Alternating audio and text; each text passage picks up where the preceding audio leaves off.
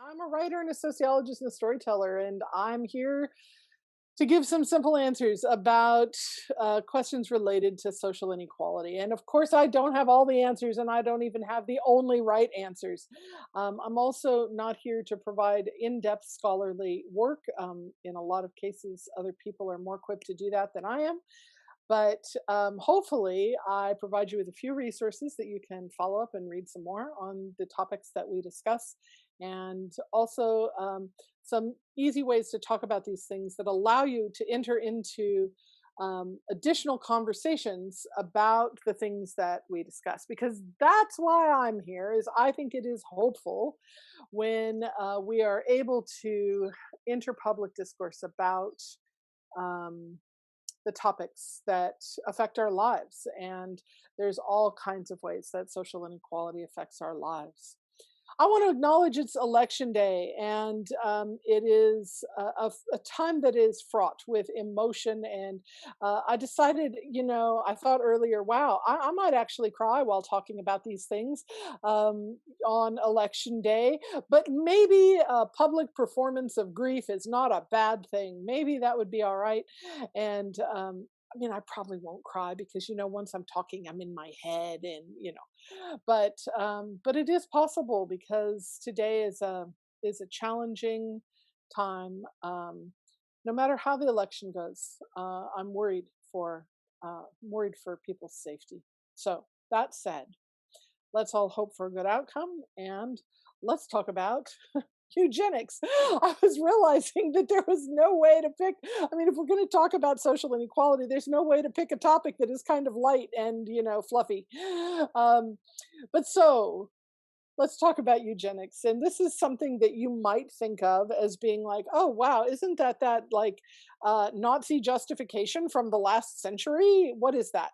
But the thing is, eugenics is a way that science looks at who is a good birth and who is not a good birth, right? So that's kind of what eugenics means, good birth. And the tricky part with this, of course, people love the idea of being able to choose against certain diseases when a woman is pregnant, or choose against things that would cause vast suffering. But the trouble is, who gets to decide what is considered good? And who gets to decide actually which human being, even if they might have an illness or something that we currently consider a defect, who is to say whether that individual might not be carrying wisdom and an ability for collective um, engagement or modifications to the culture that would not benefit us all. So here's the thing I first want to say, though, about eugenics. Do you understand that science itself lives within culture? So I'm a fan of science. I'm a social scientist, and I think that there's a lot that science can give to our understanding of the world. And we always have to be careful to use our discernment to check out, right? Like, at what point are is a scientific pursuit, like eugenics, for instance, um, trying to justify a social reality? So that's important to understand, because eugenics rose really after slavery was abolished in the United States, and there came to be still a need to justify the poor treatment that Black people in this nation received. But also, if we look at this from the perspective of Europe, there was still this massive, colonization effort happening. And so it was helpful to have a way to justify, um, you know, taking over people's lands and lives, and to be able to say, yes, but look, what we're doing is actually benevolent. It's actually a good thing because these people are not capable of self governance. And, this is where we got all of that language around, like, who is savage and who is civilized. And of course, what's become clear to many people now is that those were actually flipped, right? That savage people go invading others and committing acts of violence, and civilized people figure out how to live in harmony with each other and with the earth. So it's important to understand again the origins of these kinds of things. Eugenics came about in a time period when colonization and subjugation needed to be justified. So we have to look for how is that thinking, that framework of eugenics still being used today.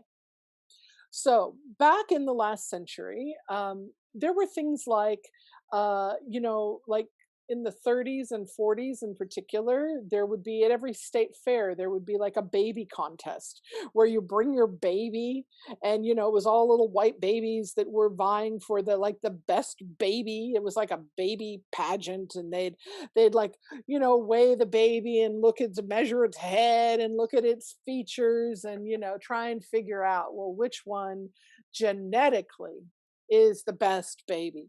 This was the thinking that still prevailed, I want to tell you, during my childhood, even though we didn't hear about best baby contests quite so much. I remember growing up with language like, um, people talked about things like beauty in terms of the golden mean, and facial features having a certain construction, and the idea of health being so robust it was abnormal. So all of these things really had a carryover. And think this through for a moment. We live in a culture that has human worth lined up. People are lined up in a hierarchy of human worth, and this is what causes many of the problems that we have in terms of social inequality. So there are different hierarchies of worth. Of course, we can talk about race with black at the bottom, white, and when I say white, it would be Nordic, Scandinavian, Aryan at the top. Um, Aryan and Nordic are two words in particular that folks used in eugenics discussions to talk about the top of the racial hierarchy. Of course, we could look at it with regard to gender, with male on top, female next, and anyone who is of ambiguous gender even below that.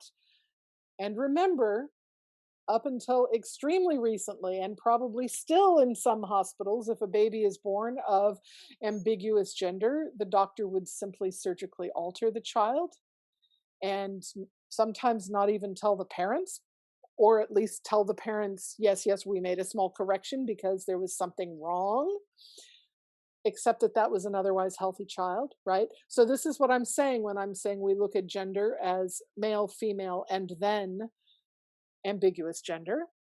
And because, right, if there's a two gender system, anything that falls outside of it is aberrant. So we could also look at hierarchy based on size. That currently, of course, we want people to be slender and muscular. Both of those things together means good. Um, that stuff, those ideas don't always line up with what is actually true about health. It's possible to be slender and muscular and not healthy, and that's something that we don't often talk about. We also usually talk about fat as being unhealthy, even though if you look at the very nonsense categories of the body mass index. I'm saying nonsense categories because they're really not based on anything except a height weight ratio that shows us nothing. But if we look at those categories, people think about normal as being good, and overweight as being bad, and obese as being worse. But actually, the best health outcomes are in the overweight category. Uh, the reason I'm mentioning this is because we always have to, in scientific pursuits and categorizations, look at what do these categories actually mean and to whom. So, eugenics is definitely still at play when we talk about the and I'm putting it in quotes, I'll tell you in a minute, the obesity epidemic. I'm putting that in quotes because obesity, of course, is a medicalized term for fat. It is not actually a disease. And this is tricky, right? Because when we use a medicalized word, it sounds like it's a terrible disease, and actually, it's possible to be fat and be healthy. By God, I hope I'm using doing this because I'm using myself as an example. To my knowledge, I'm healthy, and and hope to remain so. And I have been fat all my life. Um, so it is possible to for that to occur as well, and every other possible thing, right? Because the size and weight of a person's body is actually less indicative of health than people act like is the case. And where does this thinking come from? Well, I'm going back to eugenics because part of what's happening when we talk about eugenics is we want to pluck out negative traits, right? So we saw what happened when um, Nazis decided that all European Jews needed to be plucked out of the collective gene pool and committed genocide in order to do that. What we less often talk about as being eugenics related is when certain types of bodies are trying to be plucked out of the gene pool as well.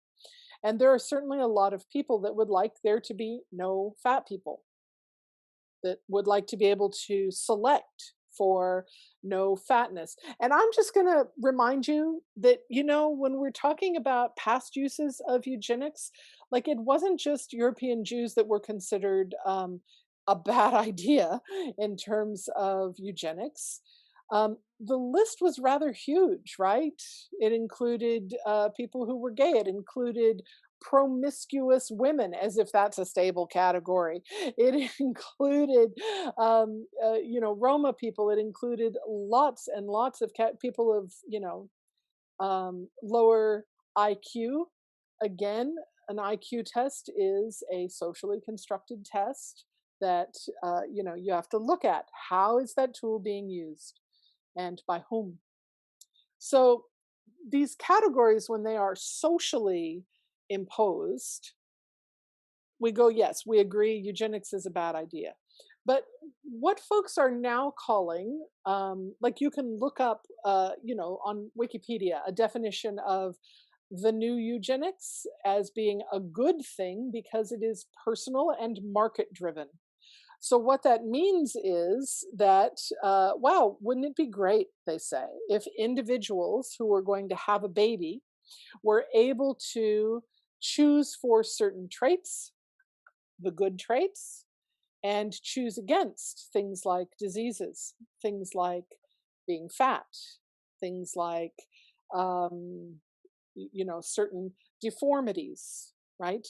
And there's another way to look at this, of course, which is that this is all of these things are part of, um, you know, the human rainbow of possibility, and fat bodies, you know, have always existed, just like thin bodies have always existed, on a bell curve with the majority of the average size people in the middle. And the very idea that somehow we would want to take out a certain section of those folks is very disturbing.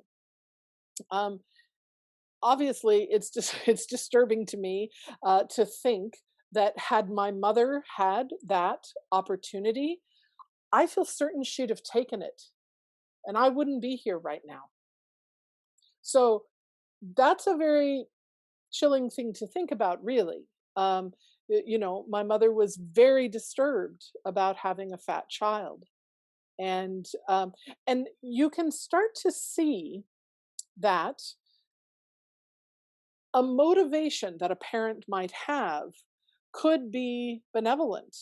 It could be, I know that this child is going to suffer. The same has always been said also about queer folks as well, right? Well, but I know this child is going to suffer. Of course, I would rather my child not be gay, because there's suffering involved in that. Well, of course, the answer is, what are you doing to limit social inequality? What are you doing to ensure that your child meets fairness? How do we make changes in the culture itself rather than changing which children are born?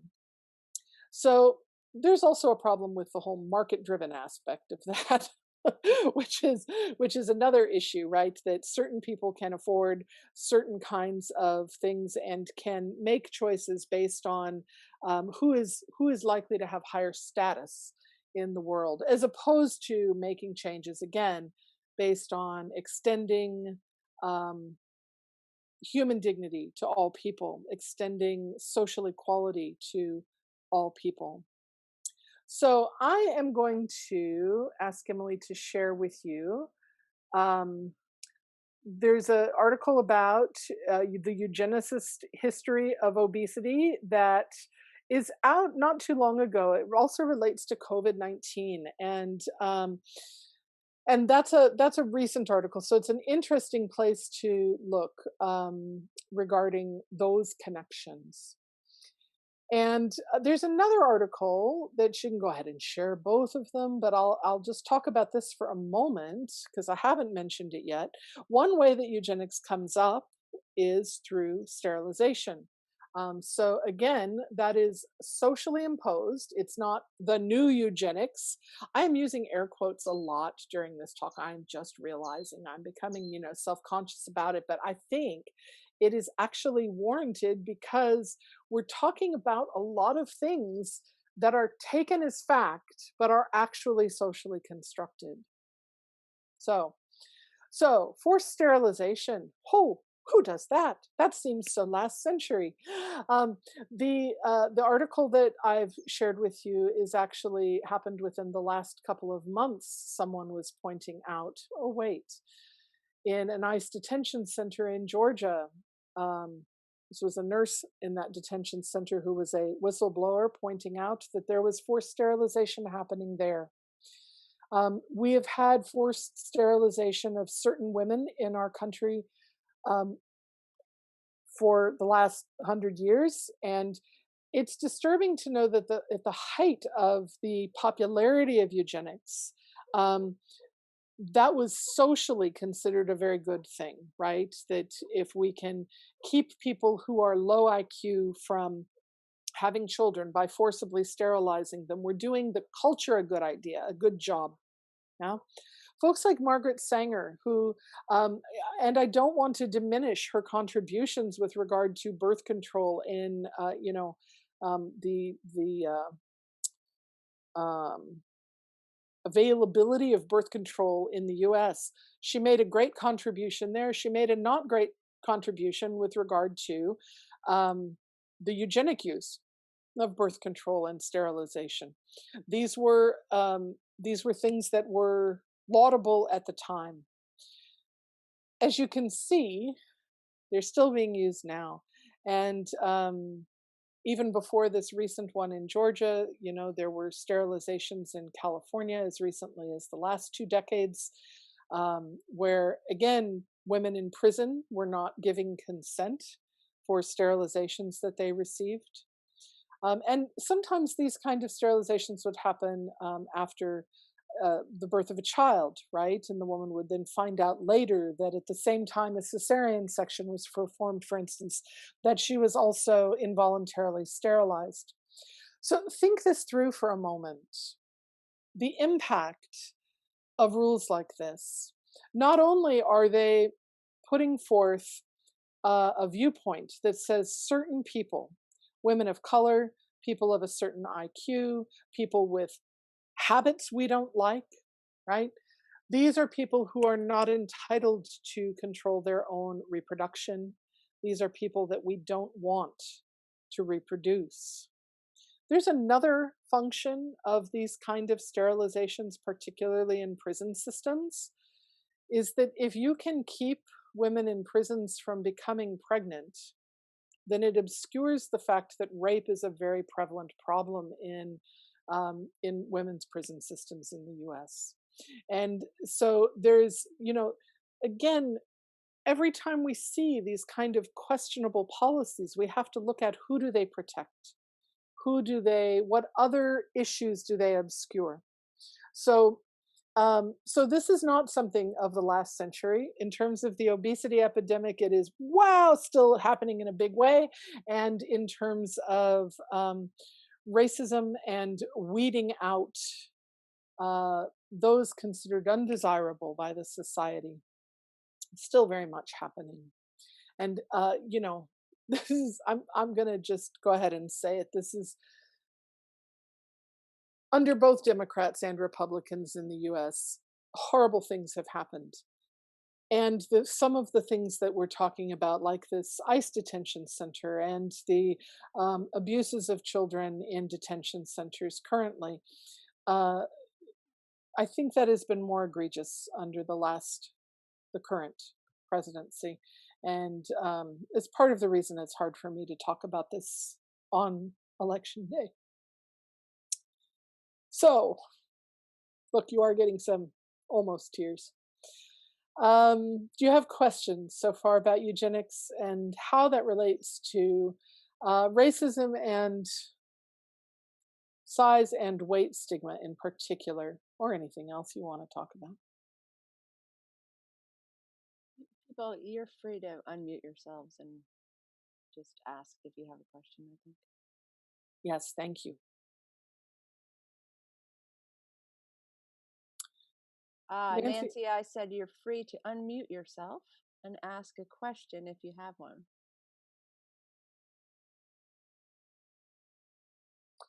all right, as usual, I have a question for you, which is this something that you feel you might talk about with others? And in what kind of contexts might you discuss um, either the current abuses of reproductive rights um, or the history of eugenics in the US? Or the size and weight stigma thing. Does anyone have places they might talk about those things in the Hi, future? this is Beth. Hey, Beth. Hey, so I'm thinking about this size and weight stigma thing as I go and see a new primary care physician tomorrow, right? Yes. And um yeah, it'll be interesting to see what um she has to say. I think particularly, it's so hard sometimes it's really hard to know when you're being discriminated against for your size. Um, but I'm pretty flippin' angry right now at a couple of physicians that kind of, I have a feeling that it was like, "Oh, you have IBS, go away. We can't do anything for you." Um, and I think that some of that's related to my age and some of that's related to my weight. Yeah. And so I'm really sensitive and really kind of paying attention to that. You So know, it'll be and interesting. and it's good that you are paying attention to that because I think you're right. Sometimes it is hard to know when discrimination is happening, but it is easier to know when we're aware that it is a standard, well, a standard of care. I mean, that's a sad way to say that, but that actually is the truth. And this goes back to, again, the thing that I started with, which is that science exists within culture, right? Not outside of it. It's not like somehow people become like neutral and unbiased all of a sudden because they are researchers. The same is true for doctors, the same is true for medical personnel. And in a profession where there is a precedent for becoming the expert and always being the expert in the room, it becomes very difficult for doctors to sit quietly and wait for new information and question and observe, right? It becomes very difficult for them to do that. And so there is a sense of, yeah, well, I know what's happening with you, and I'm going to just tell you, and then you're going to behave. And um, otherwise, and this is on the increase in the United States. Doctors who refuse care for patients who are non-compliant, and non-compliant for people who are in fatter bodies is sometimes I mean, it's a fool's errand, right? To try and tell someone you have to lose weight before I will give you care, when it's become clear that certain bodies are not likely to lose weight on a permanent basis no matter what they do. And so the refusal of care is just there. So I hope that things go well and that you find a doctor who is an ally, and Yeah. uh, and doesn't, and I think age is an issue as well, which you brought up, that older people are assumed to be not very smart and need to just follow the advice and do what they're told. Right. Right. Yeah. The thing that always, that I always ding them on and I let them know is when they say, "Is your blood pressure always this low?" And I'm like, "Yeah, a fat old person can have low blood pressure. Guess what?" Yeah, yeah, Yeah. exactly. Good luck. Good luck with Thank with you. the doctor. Thank you. But yeah, this is a great place to be aware of these things at the doctor's office. Anything else you'd like to discuss today? Um, I was thinking about when you were talking about all of this because it's a very, very complicated and multi-layered issue. But one of the things that I've seen in some publications in different places is about obesity epidemic and how fat mothers are much more likely to have fat children, as if tall mothers aren't more likely to have tall children, and blue-eyed mothers aren't more likely to have blue-eyed children, and whatever. But Right. that there are people who are pushing the idea of losing weight before you get pregnant, as if that's going to protect your children from being fat when they're adults. Hmm.